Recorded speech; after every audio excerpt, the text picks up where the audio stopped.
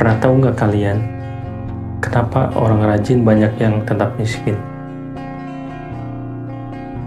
Banyak dari kita tumbuh dengan satu nasihat sederhana. Kalau kamu rajin, kamu akan sukses. Kalau kamu kerja keras, hidupmu akan berubah. Nasihat itu tidak sepenuhnya salah. Masalahnya, itu tidak sepenuhnya benar. Fakta di sekitar, kita sering bertolak belakang. Kita melihat orang bangun paling pagi, pulang paling malam, jarang libur, jarang mengeluh, kerja keras bertahun-tahun. Tapi hidupnya begitu-begitu saja. Sementara di sisi lain, ada orang yang terlihat tidak sekeras itu, namun ekonominya terus naik, kesempatan bertambah, hidupnya semakin longgar. Lalu muncul pertanyaan yang pahit tapi jujur. Kenapa banyak orang rajin tetap miskin?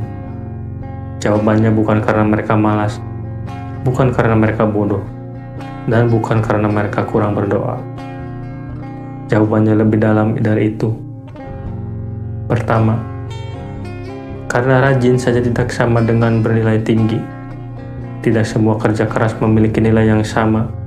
Dua orang bisa sama-sama capek, sama-sama lelah, sama-sama mengorbankan waktu. Tapi hasilnya bisa sangat berbeda. Mengapa? Karena di dunia tidak membayar seberapa keras kamu bekerja, melainkan seberapa besar nilai yang kamu ciptakan.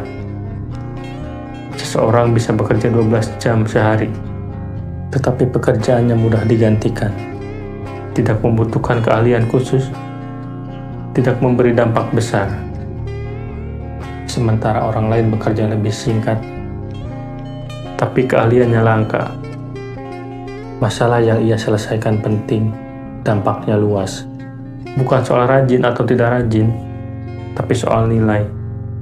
Rajin tanpa meningkatkan nilai diri sering hanya menghasilkan kelelahan, bukan kemajuan. Kedua, karena mereka bekerja keras di sistem yang salah. Ada orang yang rajin, tapi rajin menggerakkan roda orang lain. Bekerja di sistem yang tidak memberi ruang naik, tidak memberi kepemilikan, tidak memberi pembagian hasil yang adil. Sebanyak apapun tenaga dicurahkan, hasilnya tetap terbatas. Ini bukan soal menyalahkan pekerjaan, tapi soal menyadari realitas. Ada sistem yang memang dirancang agar sebagian orang tetap di bawah, meski mereka rajin.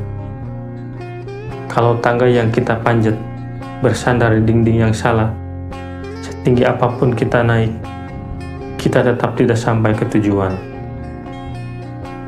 Ketiga, karena rajin tapi tidak pernah berhenti berpikir. Banyak orang rajin bergerak, tapi jarang berhenti untuk berpikir. Setiap hari diulang, bangun, kerja, pulang, capek, tidur. Tidak pernah bertanya, apakah aku ini membawa aku ke hidup yang aku inginkan? Apa yang bisa aku ubah? Apa yang bisa aku pelajari? Kesibukan menjadi jebakan, rutinitas menjadi penjara. Rajin tanpa refleksi membuat seseorang terjebak dalam lingkaran yang sama bertahun-tahun. Padahal perubahan hidup tidak selalu datang dari kerja lebih keras, tapi dari berpikir lebih jernih. Keempat, karena mereka tidak diajari cara mengelola uang. Banyak orang rajin, tapi tidak pernah diajari cara mengelola hasil jerih payah. Gaji habis sebelum akhir bulan, pendapatan naik, gaya hidup ikut naik. Tidak ada tabungan, tidak ada investasi, tidak ada perlindungan. Akhirnya kerja keras hanya cukup untuk bertahan, bukan untuk bertumbuh.